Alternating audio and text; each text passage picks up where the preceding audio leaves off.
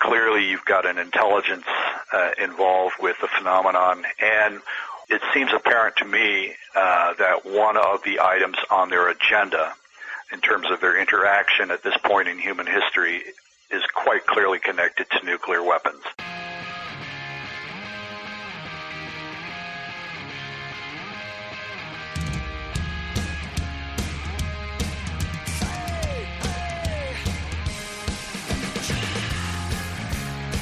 If, worse came to worse and we and some other country, either China or Russia, do at some point in our future decide to go to war and use nuclear weapons, whether or not the same kinds of disruptions that have been reported at various Air Force bases and so on could be effected worldwide so that every nuclear missile launch could be interfered with, I don't presume to know. And I suspect that the Pentagon and CIA and the Kremlin and its successor to the KGB probably don't have a clue either.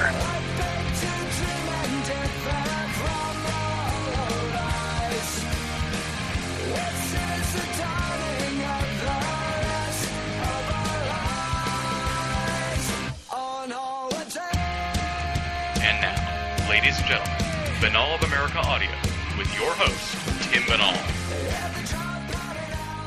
Hello there, my friends. This is Tim Binnall of BinnallofAmerica.com with another edition of BOA Audio Season 2. It is June 16th, 2007. This week, our guest is Robert Hastings. He's going to be talking about the UFO nuke connection. Anyone who has more than just a peripheral knowledge of the UFO phenomenon knows that there is a certain strange trend that has shown itself over the years with regards to UFO sightings, and that is UFO sightings over nuclear missile bases. Well, Robert Hastings has spent the last 30 years cultivating and investigating these very cases. He's going to bring his lofty research here to the program in this interview and share with us his take on this strange subsection of ufology. We're going to find out about his background, how he decided to focus on the UFO nuke connection, key cases like the Malmstrom Air Force Base case of 1967 and the Big Sur case of 1964. Also, cases involving various levels of UFOs tampering with nuclear weapons, from regular surveillance to causing the equipment to malfunction, all the way to possibly setting into motion the actual launch sequence. We're going to have some big picture speculation on what it all might mean and some great observations from Robert on ufology. It's jam-packed with some really riveting information from Robert Hastings, who has really carved out a fantastic niche here studying UFOs and nuclear bases. For those of you who are unfamiliar with Robert Hastings, let me give a little bit of background on him. Robert Hastings was born at Sandia Base, New Mexico, May 6, 1950, during a period of high UFO activity at the base and nearby Kirtland Air Force Base. His father, Sergeant Robert E. Hastings, was career Air Force, and the Hastings family were stationed at Malmstrom Air Force Base in 1966 to 67 during one of the peak periods of UFO activity at nearby ICBM sites. That's what sparked his interest in UFOs. He received his BFA in photography at Ohio University in 1972. He almost completed a master's program in instructional technology, media directed toward educational ends, but gave that up in 1981 to go out on the college lecture circuit to speak on the UFO nukes connection. Thus far, he has spoken at over 500 colleges and universities nationwide. In 1986 to 1988, he retrained in electron microscopy at San Joaquin Delta College in Stockton, California, and received a certificate in material science applications. Between 1988 and 2002, he was employed as a laboratory analyst by Phillips Semiconductors in Albuquerque, New Mexico, but continued to lecture at colleges part-time, averaging 25 to 30 programs per year. He is currently semi-retired, but still lectures on UFOs. Unfortunately, Robert does not have a website, but if you go to the page where you found this interview at Binnallofamerica.com, you'll find 3 great links to articles written by Robert Hastings that we discussed throughout this interview. You can link up to those at the page, and you'll be able to get tons more material from Robert Hastings regarding his research. Without any further ado, let's rock and roll, folks. This interview was recorded on May 30th, 2007. Robert Hastings talking about the UFO nukes connection on Binnall of America Audio, Season 2. Ladies and gentlemen, welcome to another edition of Binnall of America Audio. This week our guest is Robert Hastings, who has been studying the UFO phenomenon for over 30 years. He's just done an amazing amount of work, and he's focused on the UFO-nukes connection, nuclear weapons that is, and the strange situation with UFO sightings over nuclear bases, not just in America, but also all over the world, and what's going on with that connection. And that's what we're going to talk about with Robert Hastings, and we're also going to find out a little bit about his travels in the world of ufology over the years and how he thinks things are shaping up in the UFO field. So, welcome to the show, Robert. Thank you. Well, let's start out first, obviously, with your bio and your background, how you gravitated toward the UFO subject in the first place. My father was career Air Force, and in 1966 and 67, he was stationed at Malmstrom Air Force Base, Montana. Many of your listeners probably already know that there were a number of now well-publicized UFO sightings at the base Minuteman nuclear weapons sites during that period. I happened to actually see 5 UFOs on radar, 5 targets. At the time, I was 16 going on 17 and worked as a custodian in the base air traffic control tower. And I did actually witness with my own eyes, according to the FAA controller who was talking to me, that these objects were clearly not aircraft and that jet fighters had been launched to investigate. When I excitedly mentioned all of this to my father, he made inquiries, unbeknownst to me actually, but later told me that there was confirmation, probably third hand at that point, that indeed these were bona fide UFOs maneuvering near silos, missile installations out at a location called Judith Basin, a county with a number of missile silos. So that was my introduction to the subject. I was quite fascinated and intrigued by what I witnessed and what I was subsequently told. And by 1973, I was enamored enough of the subject that I decided to begin interviewing former and retired Air Force personnel regarding their own experiences, not only at Malmstrom, but at other Air Force bases. I was interested in any type of incident involving UFOs, but very quickly came to focus on sightings involving nuclear weapons. What made you decide to focus on that nuclear aspect? Obviously, people who follow the UFO phenomenon know about how intricate that is to the UFO phenomenon, but a lot of people, it's sort of under the radar, yeah, no pun intended, I guess, in the mainstream, really, I guess. But what made you focus on the nuclear aspect of the UFO phenomenon? Well, it seemed to me self-evident that, especially for anyone who grew up in the Cold War era, that the threat of nuclear war seemed to always be hanging over our heads. I remember in elementary school and even high school at Air Force bases having regular atomic bomb drills, nuclear bomb drills, where we would have to duck under desks. I think that went on nationwide, especially during the 1950s. So there was always this threat that we were going to engage in thermonuclear war with the Soviet Union and, conceivably could end human civilization if indeed something like that transpired. So the fact that UFOs seem to be interested in nosing around, surveilling whatever, our nuclear weapons seemed to me very significant. And very quickly I came to the conclusion that probably one of the primary reasons that UFO sightings accelerated dramatically post-World War II was the fact that we had nuclear weapons. By probably the mid-'70s, I became aware of the writings of Captain Edward Ruppelt, who was the first chief of Project Blue Book. In his book, published in 1956, The Report on Unidentified Flying Objects, Ruppelt made a number of explicit statements about UFOs flying around nuclear weapons sites ranging from the Los Alamos Nuclear Weapons Lab to Sandia Base in Albuquerque, where coincidentally I was born, and other nuclear weapons-related facilities, the Oak Ridge National Laboratories, where weapons-grade uranium and plutonium was produced, where also at the Hanford site in Washington, where plutonium was produced for nuclear weapons. So even the Air Force was very aware of and concerned by nuclear weapons-related sightings as of the late 1940s and early 50s. So it seemed to me that whatever else UFOs are up to, one of the principal themes, the more and more I dug into it, it seemed to be involving nuclear weapons. And you said you started in 73 starting to interview these whistleblowers, for lack of a better term. How did you find people to speak out on what they saw while they were in the military? That sounds like it would be a hard nut to crack. So how did you find these people, and then, how did you go about figuring out what they had to say? Well, you're absolutely correct. I would say, 1 out of 20 or 1 out of 50 people actually had something significant to say to me.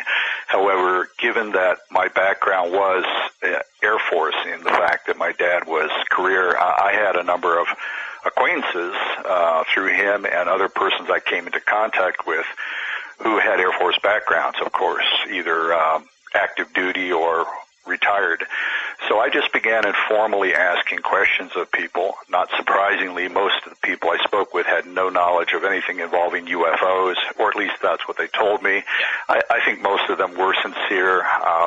My gut told me clearly that some of them were being deceptive, but I viewed that as their prerogative, and I didn't really push the issue with rare exceptions.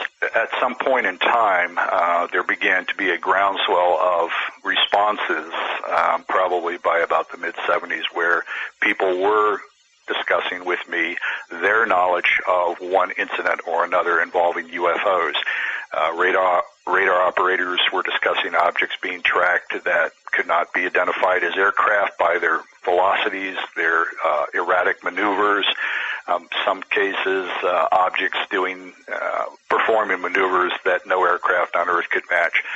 So the people who were telling me these stories were quite impressed themselves by what they had witnessed.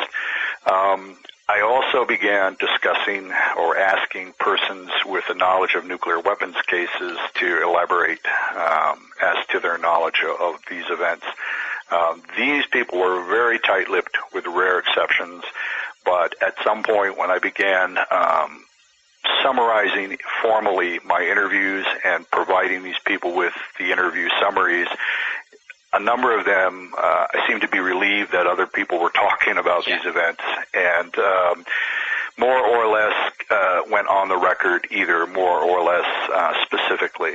And I'm talking about, at this point, several hundred persons, former and retired Air Force personnel, by this point in time, 2007, who've discussed various issues with me.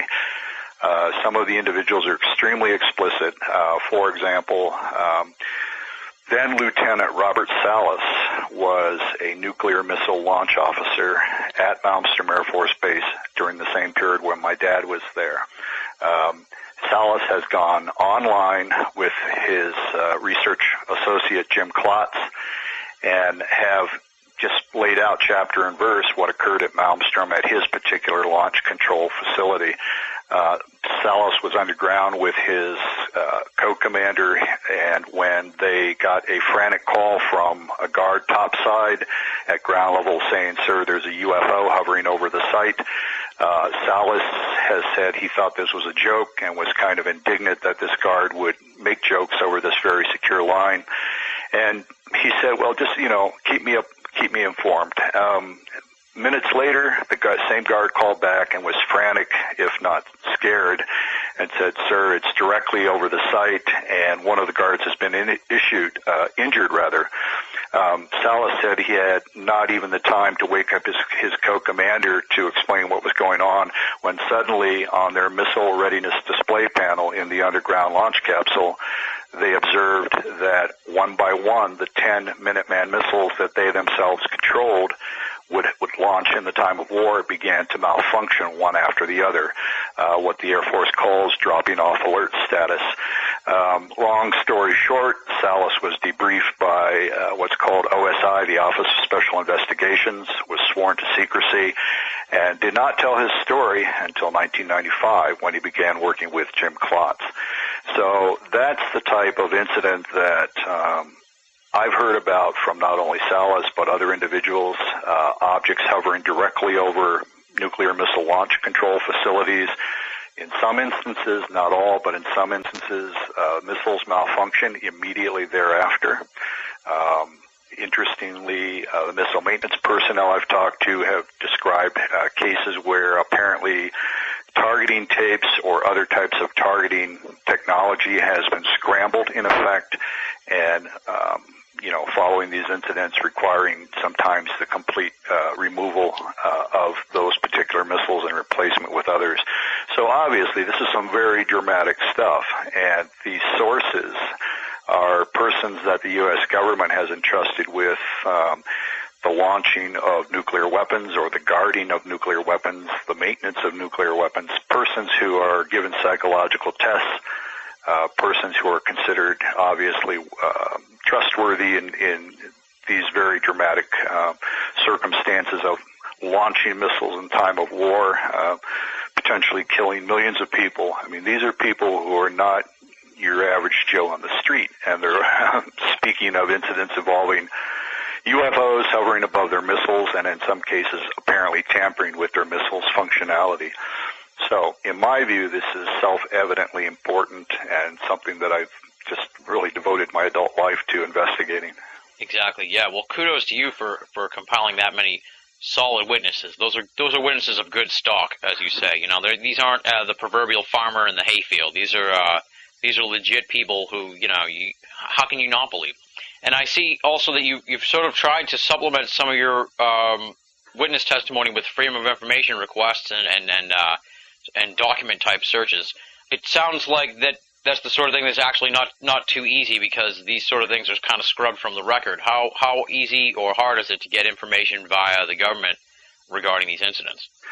I began filing freedom of information requests in the early 1980s, and what I found very quickly is that my responses were essentially no response at all. I tried to get Air Force Office of Special Investigations records based on the testimony of my sources saying that on such and such a date at such and such a base this incident occurred and I was debriefed by OSI. Well, according to OSI, in response to my freedom of information requests, they had no documents, zero documents relating to the incidents that I was petitioning for. They basically had the blanket statement, all files, OSI files relating to UFO sightings were declassified when Project Blue Book files were declassified. That is not the case. And so what I've decided to do over the years is concentrate on the witness interviews. Yeah. Simply because I just think that I'm not going to get anywhere. Some of my research associates, Jim Klotz, for example, has filed FOIA requests on my behalf. He's gotten nowhere with OSI and other agencies that might have a knowledge of these nuclear weapons-related cases. So we think the stonewalling is such that we're not going to get anywhere, basically. Nevertheless, over the years, Dr. Bruce Maccabee, for example, succeeded in getting a number of FBI documents relating to nuclear weapons cases that the FBI were privy to back in the late 40s and early 50s, pretty much before they were cut out by the Air Force. There was a lot of sharing of information about the early UFO sightings in New Mexico at the Los Alamos Labs, Sandia Labs in Albuquerque, other Oak Ridge, Hanford, other sites, and the documents also clearly indicate that CIA took an interest, a strong interest, and perhaps even a controlling interest in these types of events. But the record, the paperwork, the paper trail is fragmentary. What is known is pretty hit or miss, and events from about the mid-'60s on, early 60s even, the paper trail just dries up with rare exceptions involving the nuclear weapons-related cases. So it's a very tightly guarded secret. It obviously has national security-related implications, and I think the Pentagon and the intelligence agencies who are monitoring the situation, gathering the data, and suppressing the data have just concluded that, all of this will be beyond freedom of information release. Yeah.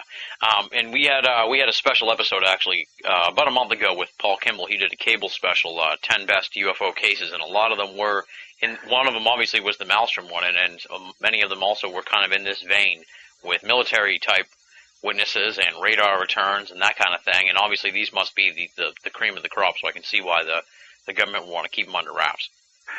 I think that's true. I think there are any number of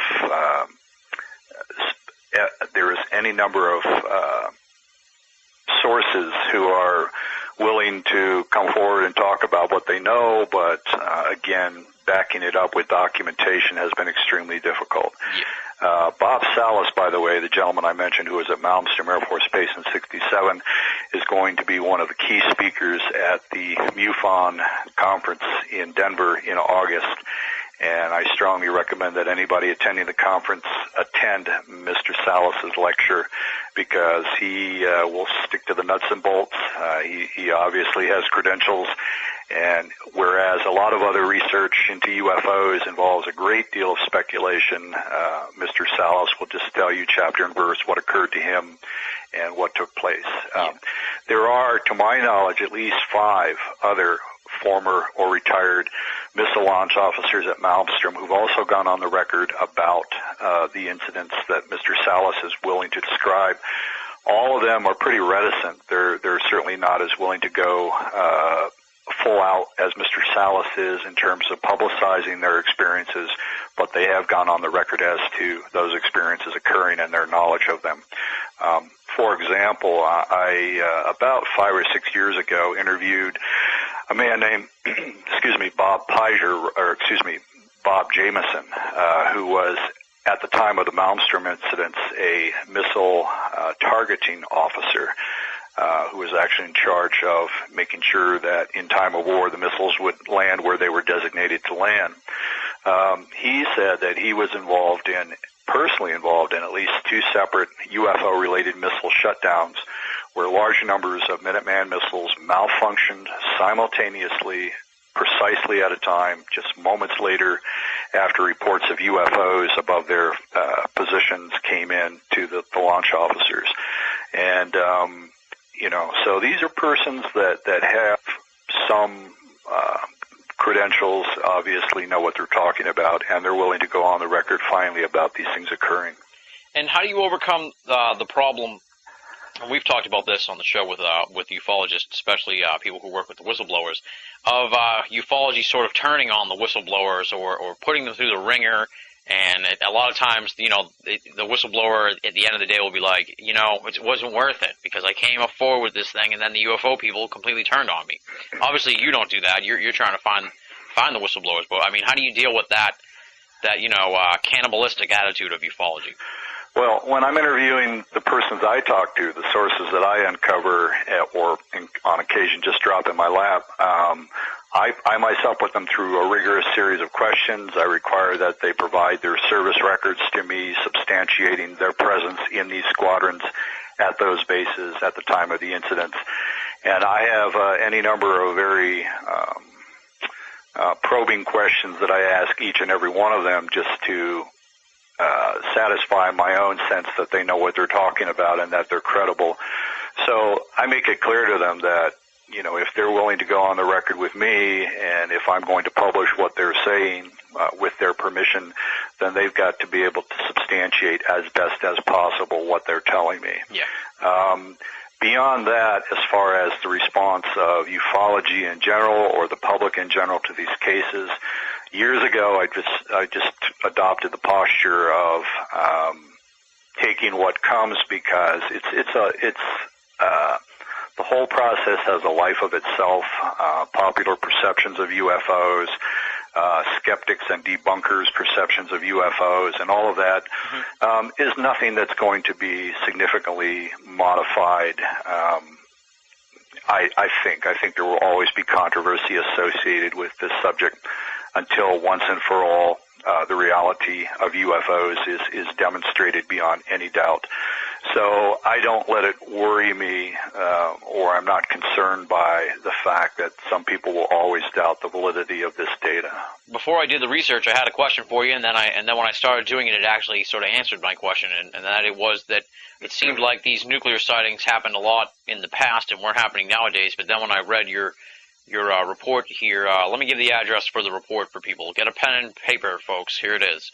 www.nicap.org/Babylon/missile_incidents.htm.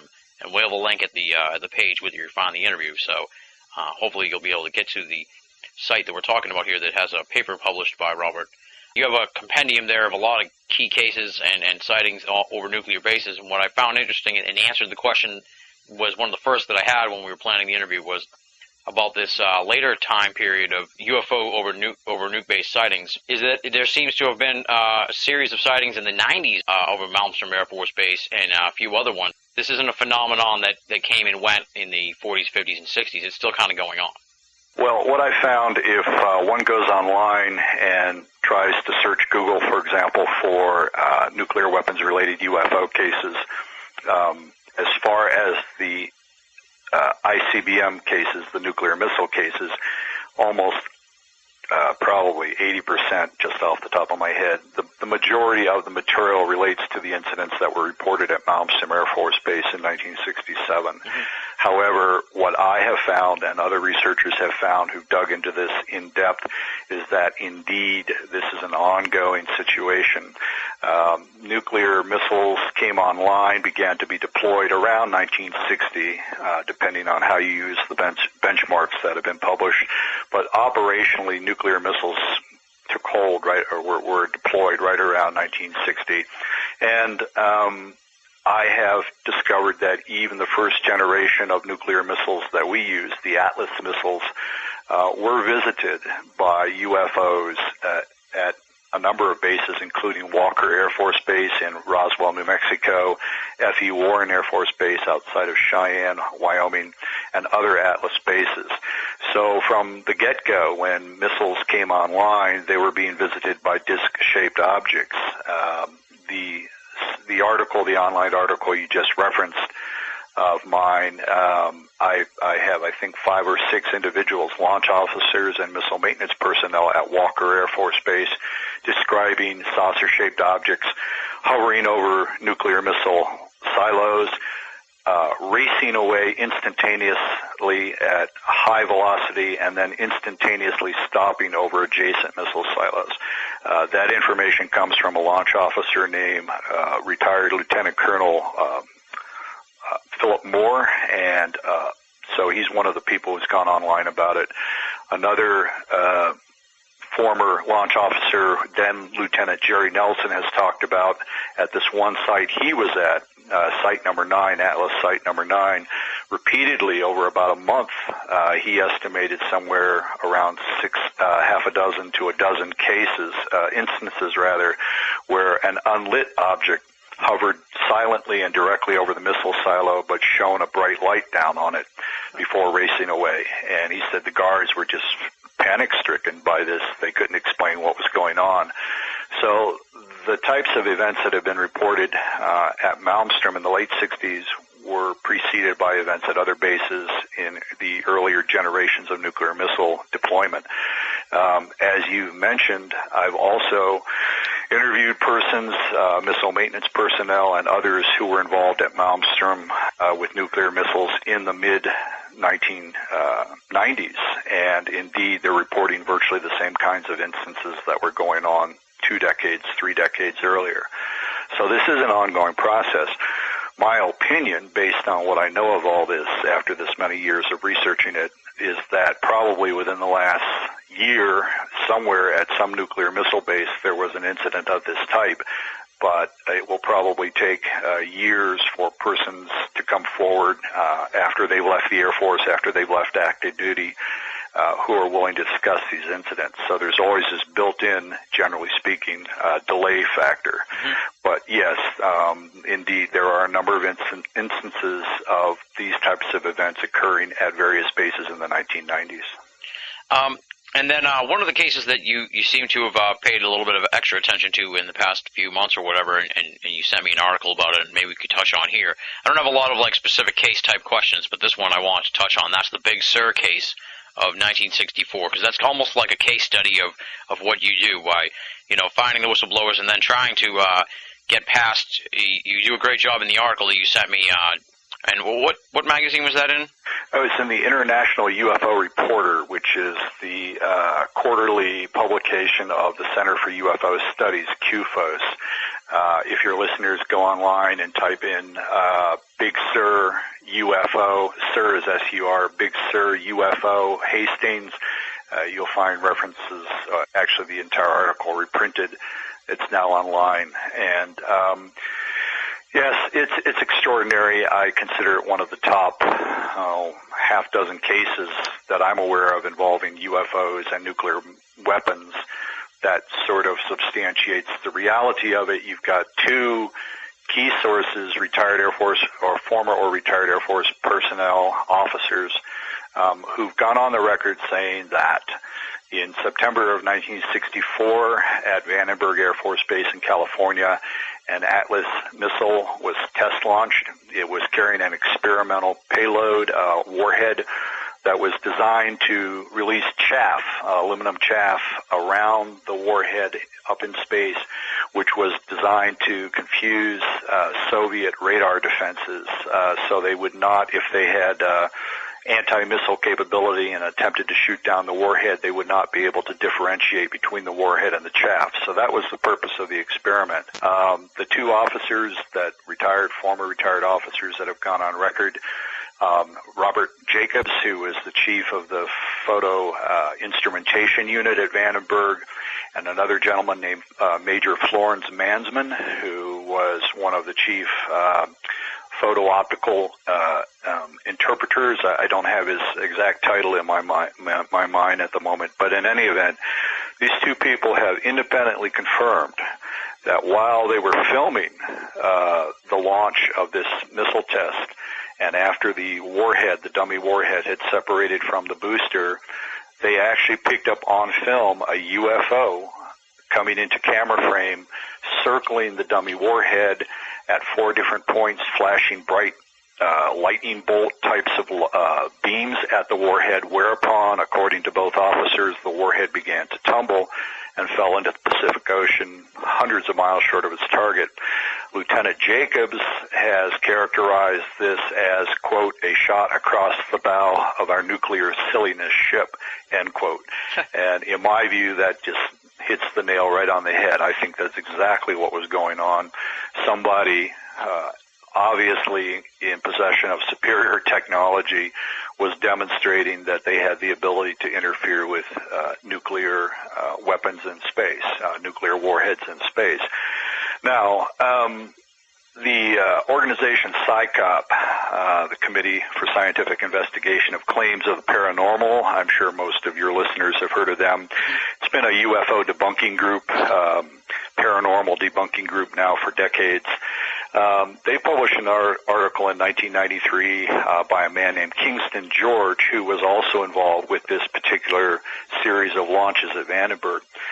Kingston George claims that Lieutenant Jacobs' report about this incident was totally off base. There was nothing involving UFOs, that in fact they were simply misidentifying what they were observing on film, which was a type of decoy or dummy experiment, and these objects that were being deployed as dummy decoy warheads were misidentified as a UFO. Well, I have personally found, as I described in the article, a number of factual errors. Mr. George just totally misrepresented what Lieutenant Jacobs said about the launch, said about what was captured on film. And in my view, I've totally demolished Mr. George's skeptical debunking assessment of the case. So I think, if for no other reason, persons who are aware of Big Sur and the controversy around it, I think they would find my article quite illuminating in terms of my identifying a number of fundamental errors in the debunking treatment of the case. Yeah. We'll have a link up to. I'll Google that up and find it, and we'll have a link up to it on the page with the interview, so people can check that out. Your reference to the other article that I have online at the NICAP.org website, if you search Google simply for UFO ICBM, you'll find it almost immediately. Yeah. And like I said, we'll have all the links up. Hopefully people will be able to find them and stuff, and I'm sure they will, because we'll make it as readily available as possible. How about a ballpark figure here on how many of these UFO nuclear incidents have you actually discovered at this point? Do you have a number off the top of your head where you think you can put at? I don't off the top of my head. I mean, if depending on what database we're talking about, reports that were written about in declassified documents as opposed to interviews I've conducted with individuals, I don't know what the total would be. I can tell you that the number of persons that I've interviewed since 1973 who, in my view, are credible witnesses speaking about nuclear weapons-related UFO cases, the number of persons I've interviewed is approximately 60 at this point in time. The number of persons that I've interviewed about UFO sightings in general by Air Force personnel is in the range of several hundred at this point. I wouldn't be able to quantify it for you. You've talked a lot here about UFOs sort of tinkering with the nukes, messing with the controls, or interfering in the tests and that kind of thing. Would you say that that's the predominant overarching theme of these UFO nuclear connection, or would you say that's like more of a small subsection when the UFO gets proactively involved in it? Is it, is that more the norm that the UFO is going to be doing something to the nuke, or is it more often than not they're just surveying what's going on? Again, I would have difficulty quantifying the ratio. However, I would say the overwhelming majority of the cases that I'm aware of, based on the testimony of these former and retired Air Force personnel, the majority of the cases would simply involve what one might characterize as surveillance, UFO surveillance of nuclear weapons sites. However, there is this subcategory of probably 6 or 7 cases that I'm aware of from these witness interviews where there was actually apparently deliberate, premeditated tampering or interruption of the missile's functionality. One might argue that these are simply incidental incidents, that, for example, the UFO is emanating some sort of field effect which inadvertently interferes with the missile's electronics, thereby causing the malfunction. That's indeed in the realm of possibility, but my opinion and the opinion of the majority of my sources is that no, there was a premeditated, deliberate demonstration by whoever was on board the UFO that indeed they could interfere with our nuclear weapons functionality.